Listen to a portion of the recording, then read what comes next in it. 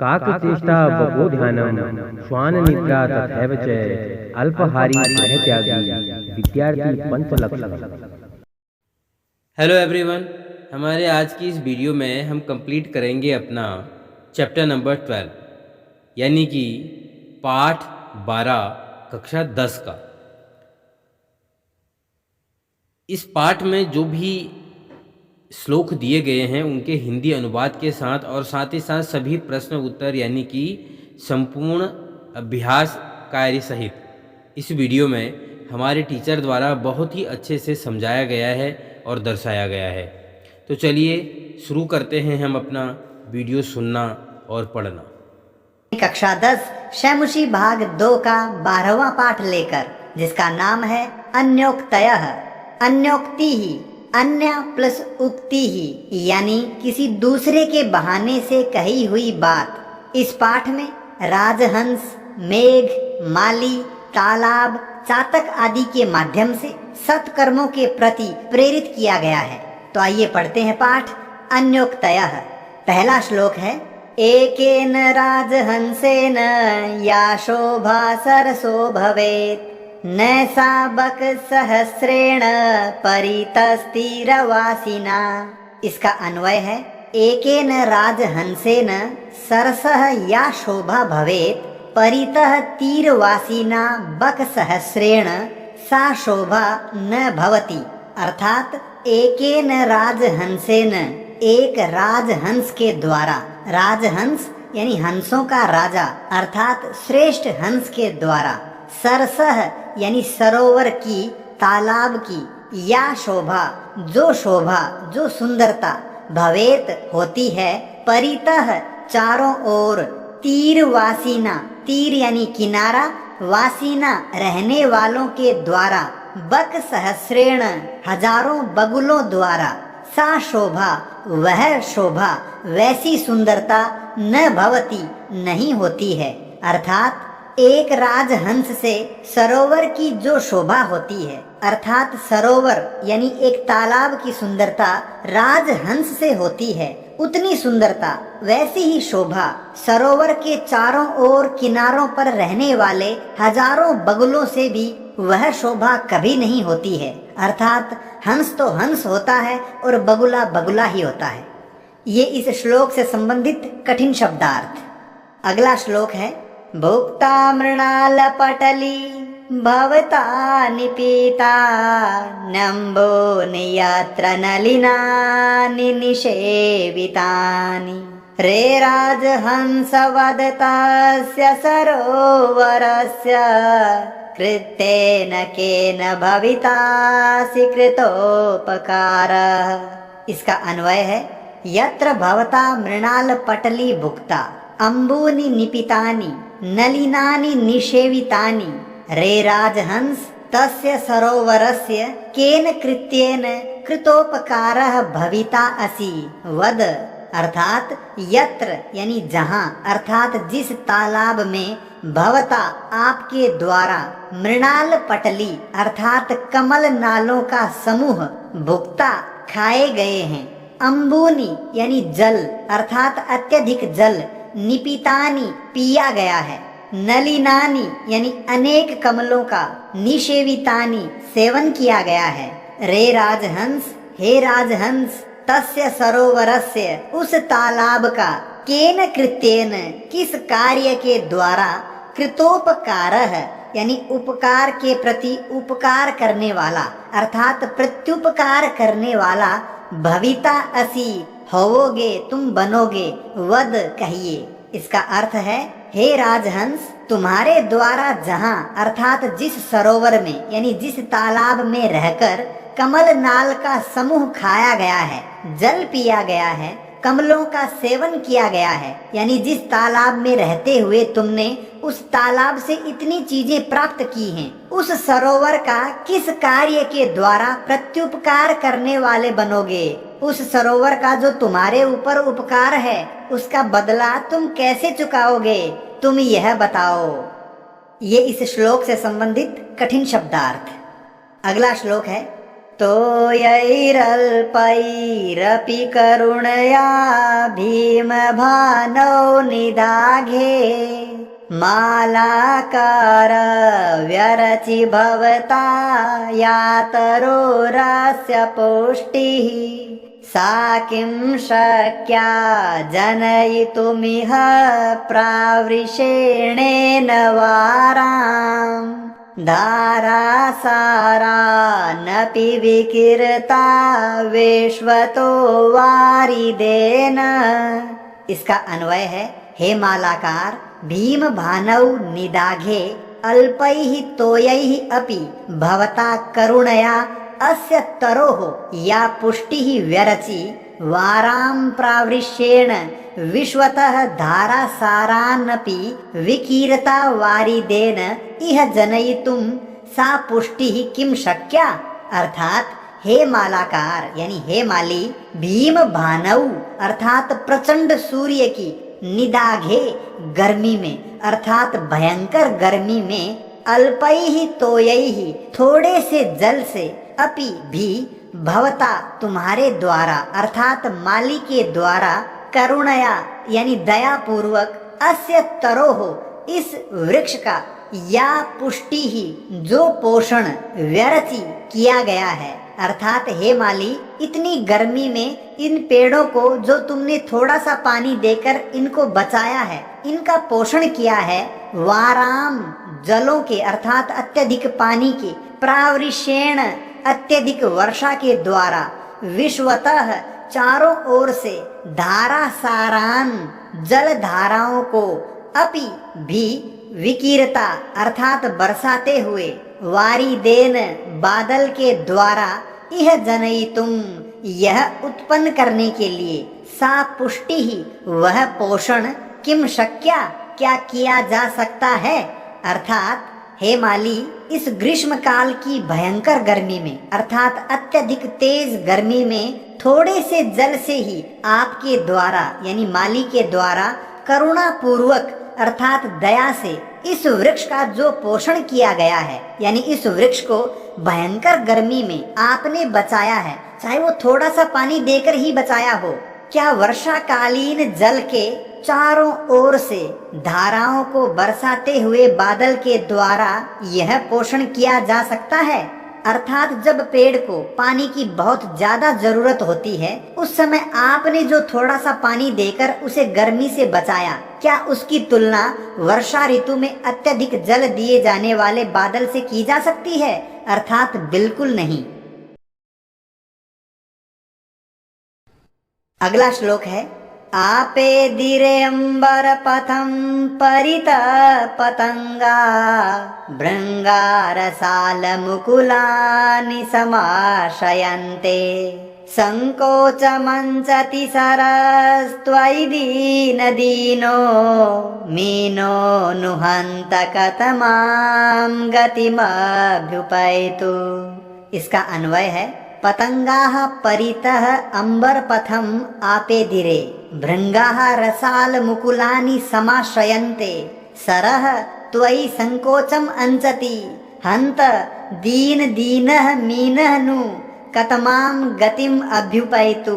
अर्थात पतंगाः यानी पक्षी, परितः चारों ओर, अंबर पथम आकाश मार्ग को, आपे दिरे प्राप्त कर रहे हैं, अर्थात पक्षी आकाश में उड़ने के लिए चले गए हैं। भृंगाः यानी भंवरे, रसाल मुकुलानी, रसाल कहते हैं आम को, और मुकुलानी यानी मंजरी, अर्थात आम की मंजरियों का समाश्रयन्ते आश्रय ले रहे हैं, आम की मंजरियों पर यानी आम्र मंजरी पर बैठ रहे हैं। सरह हे सरोवर, हे तालाब, त्वयि तुम्हारे, संकोचम अंचति संकोच करने पर, सिकुड़ने पर यानी तुम्हारा जल कम होने पर, हंत दीन दीनः यानी अत्यधिक दीन अर्थात दयनीय, मीनः मछली, नु निश्चित रूप से, कतमाम गतिम किस गति को, अभ्युपैतु प्राप्त करेंगी। पक्षी चारों ओर आकाश मार्ग में पहुंच गए हैं, यानी आकाश में उड़ने लग गए हैं। भंवरे आम की मंजरियों का आश्रय ले रहे हैं, आम्र मंजरी पर बैठ रहे हैं। हे सरोवर, तुम्हारे संकुचित होने पर यानी तुम्हारा जल कम होने पर अत्यंत दयनीय ये मछलियां किस गति को प्राप्त करें, अर्थात ये मछलियां कहाँ जाएं? क्योंकि जब आश्रय दाता ही यानी आश्रय देने वाला ही संकोच करने लगे तो आश्रितों की दुर्गति तो निश्चित है। अगला श्लोक है, एक एव खगो मानी वने वसति चातकः पिपासितो वा म्रियते याचते वा पुरंदरम। इसका अन्वय है, एक एव मानी खगः चातकः वने वसति वा पिपासितः म्रियते पुरंदरम याचते वा। अर्थात एक एव यानी एक ही, मानी अर्थात स्वाभिमानी, खगः पक्षी, चातकः चातक यानी पपीहा, वने वसति वन में रहता है। वन में रहने वाले पक्षियों में एक ही स्वाभिमानी पक्षी है, वह चातक। वा पिपासितः, वा यानी या, पिपासितः प्यासा, म्रियते मारा जाता है, मर जाता है। वा या पुरंदरम इंद्र को याचते मांगता है। अर्थात एक स्वाभिमानी पक्षी चातक ही वन में निवास करता है। वह या तो प्यास से मर जाता है या केवल इंद्र से जल की याचना करता है। यानी चातक पक्षी किसी और से कुछ नहीं मांगता, मांगेगा तो केवल इंद्र से या फिर प्यासा ही मर जाएगा। ये इस श्लोक से संबंधित कठिन शब्दार्थ।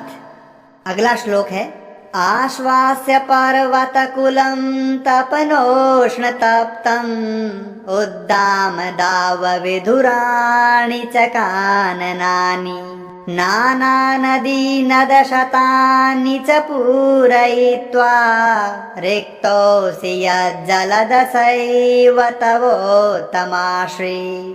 इसका अन्वय है, तपनोष्ण तप्तम पर्वतकुलम आश्वास्य उद्दाम दाव विधुराणि काननानि च आश्वास्य नाना नदी नद शतानि पूरयित्वा च हे जलद यत रिक्तः असि तव सा एव उत्तमा श्रीः।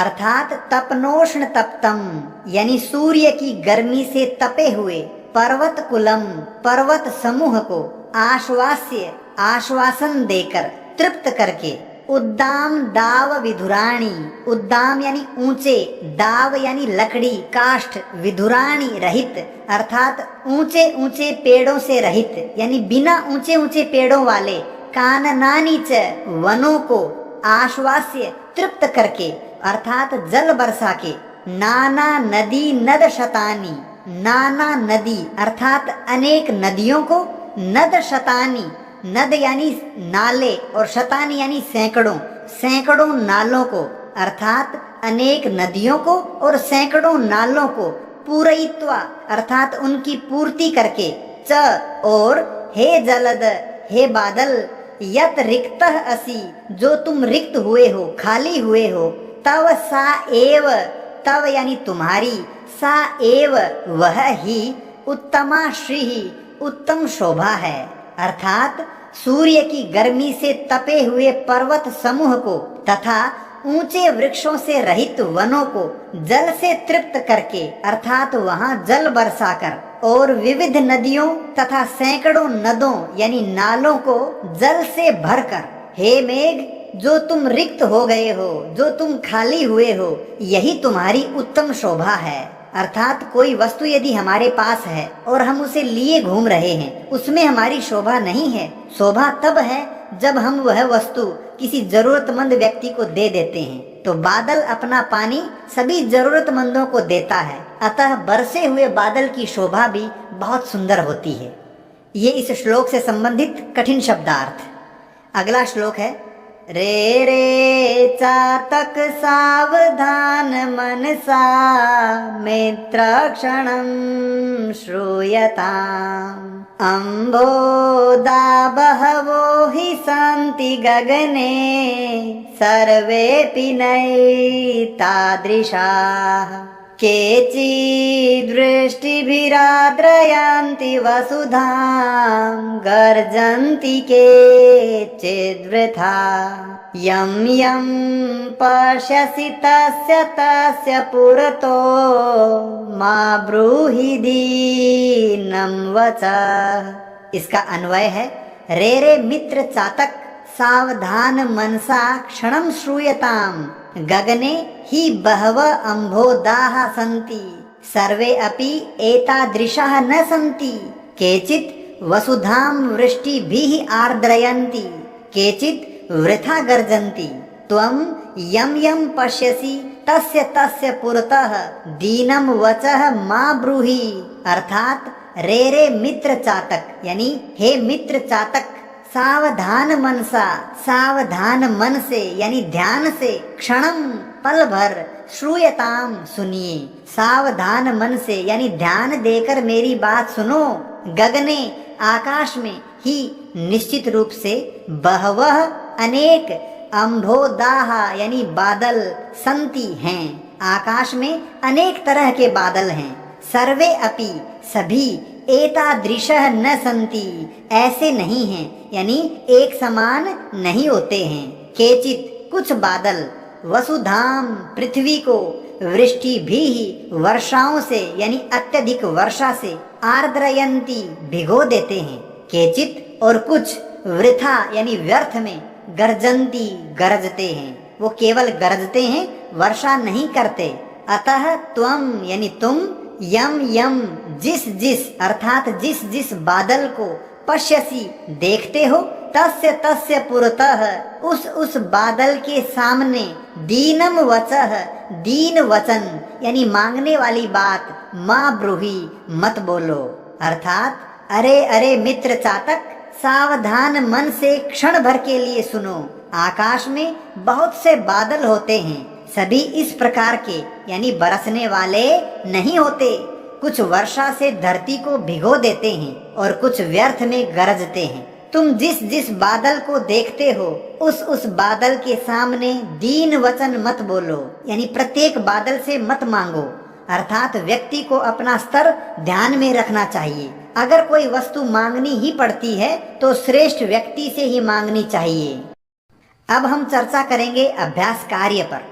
पहला प्रश्न है एक पदेन उत्तरम लिखत एक शब्द में उत्तर लिखिए।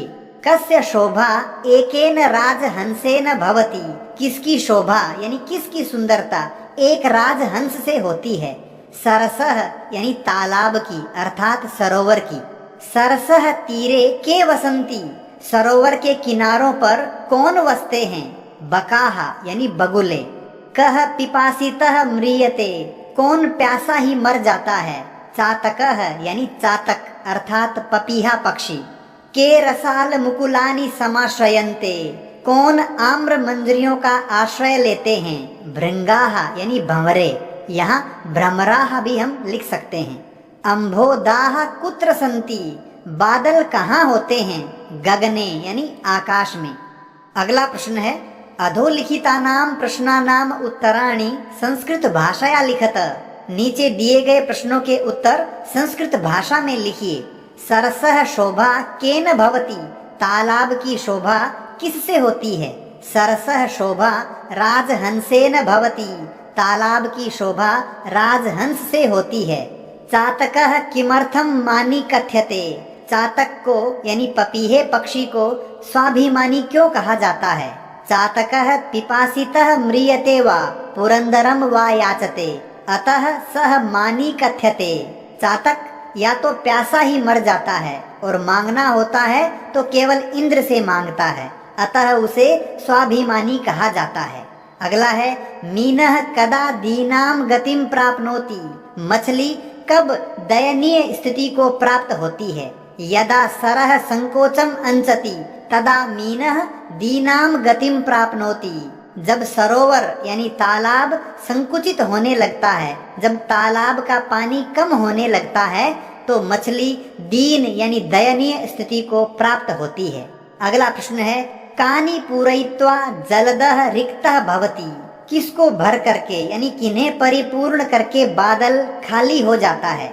नाना नदी नद शतानी पूरयित्वा अनेक नदियों और सैकड़ों नालों को पूरा करके भर करके जलदः रिक्तः भवति बादल रिक्त हो जाता है। वृष्टि भी वसुधाम के आर्द्रयंती बारिश से पृथ्वी को कौन भिगोते हैं। अम्भोदाः वृष्टिभिः वसुधाम आर्द्रयन्ति, अर्थात बादल वर्षा से पृथ्वी को भिगोते हैं। अगला प्रश्न है, अधोलिखित वाक्येषु रेखांकित पदानि आधृत्य प्रश्न निर्माणम कुरुत। नीचे दिए गए वाक्यों में रेखांकित पदों के आधार पर प्रश्न निर्माण कीजिए। पहला है, मालाकारः तोयैः तरोः पुष्टिम करोति। माली जलों से अर्थात अत्यधिक जल राशि से, तरोह वृक्ष की, पुष्टिम करोति पुष्टि करता है, पोषण करता है। तो किन से करता है? तो प्रश्न बनेगा, मालाकारः कैः तरोः पुष्टिम करोति, यानी माली किन से वृक्ष का पोषण करता है। भृंगाः रसाल मुकुलानि समाश्रयन्ते, भंवरे आम्र मंजरियों का आश्रय लेते हैं। तो किन का आश्रय लेते हैं? तो प्रश्न बनेगा, भृंगाः कानि समाश्रयन्ते, भंवरे किसका आश्रय लेते हैं। अगला है, पतंगाः अंबर पथम आपे दिरे, पक्षी आकाश मार्ग को प्राप्त कर रहे हैं। तो कौन कर रहे हैं? तो बनेगा, के अंबर पथम आपे दिरे, कौन आकाश मार्ग को प्राप्त कर रहे हैं। अगला है, जलदः नाना नदी नद शतानि पूरयित्वा रिक्तोस्ति, बादल अनेक नदियों और सैकड़ों नालों को परिपूर्ण करके खाली होता है। तो कौन होता है? तो प्रश्न बनेगा, कह नाना नदी नद शतानि पूरयित्वा रिक्तोस्ति, कौन अनेक नदियों और सैकड़ों नालों को परिपूर्ण करके रिक्त होता है। चातकः वने वसति, चातक वन में वसता है, निवास करता है। तो कहाँ निवास करता है? तो बनेगा, चातकः कुत्र वसति, चातक कहाँ रहता है। अगला प्रश्न है, अधोलिखितयोः श्लोकयोः भावार्थम स्वीकृत भाषया लिखत। नीचे दिए गए दोनों श्लोकों का भावार्थ अपनी भाषा में लिखिए।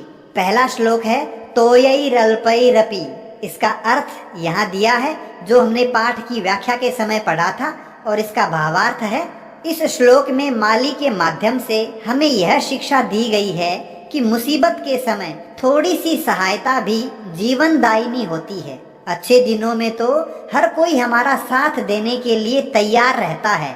सच्चा साथी वही होता है जो मुश्किल समय में हमारा साथ देता है। दूसरा श्लोक है, रे रे चातक सावधान मनसा, इसका अर्थ यहाँ दिया है जो हमने व्याख्या के समय भी पढ़ा है, और इसका भावार्थ यहाँ लिखा है। इस श्लोक में चातक के माध्यम से हमें यह शिक्षा दी गई है कि हमें कुछ भी मांगने से पहले सामने वाले को अच्छी तरह से परख लेना चाहिए, क्योंकि बड़ी बड़ी बातें करने वाला प्रत्येक मनुष्य हमारी सहायता करने वाला नहीं हो सकता। अतः अयोग्य व्यक्ति से याचना करना यानी कुछ मांगना अपने स्वाभिमान को दाव पर लगाने जैसा है। अतः सोच समझकर मांगे। अगला है, अधोलिखितयोः श्लोकयोः अन्वयम लिखत। नीचे लिखे गए श्लोकों का अन्वय लिखिए।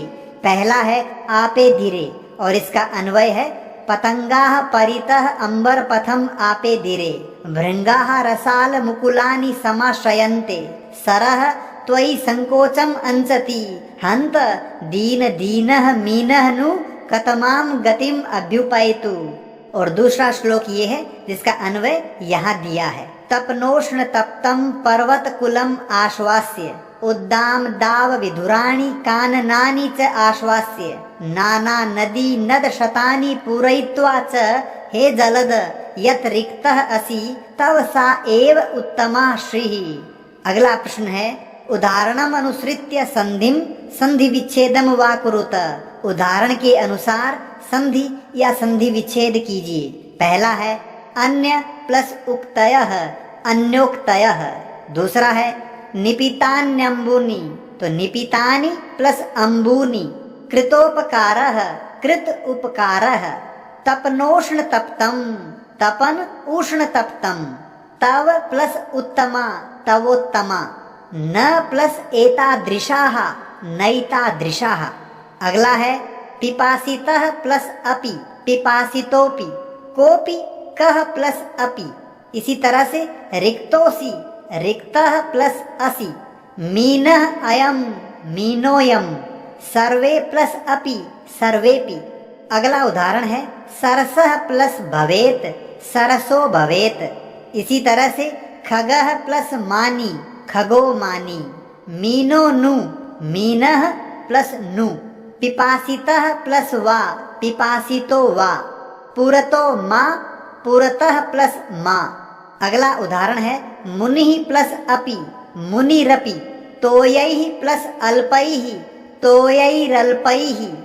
अल्पैरपि अल्पैः प्लस अपि। तरोः प्लस अपि तरोरपि। वृष्टिभिरार्द्रयन्ति वृष्टिभिः प्लस आर्द्रयन्ति। अंतिम प्रश्न है उदाहरणम अनुसृत्य अधोलिखितैः विग्रह पदैः समस्त पदानि रचयत। उदाहरण के अनुसार विग्रह पदों से समस्त पद बनाइए। जैसे पीतम च तत् पंकजम। पीला है जो पंकज यानी कमल, पीत पंकजम। इसी तरह से राजा च असौ हंसः। राजा है जो हंस यानी हंसों में जो राजा है, राजहंसः। भीमः च असौ भानुः। भीमः यानी प्रचंड है जो, भानु यानी सूर्य, भीम भानुः। अंबरम एव पंथाः। अंबर ही है जो पंथ यानी रास्ता, अर्थात अंबर पंथाः। उत्तमा च इयं श्रीः। उत्तम है जो शोभा यानी जिसकी शोभा उत्तम है, उत्तम श्रीः। सावधानम च तत् मनः तेन। सावधान है जो मन उससे यानी सावधान मन से, तो सावधान मनसा। ये था पाठ अन्योक्तयः।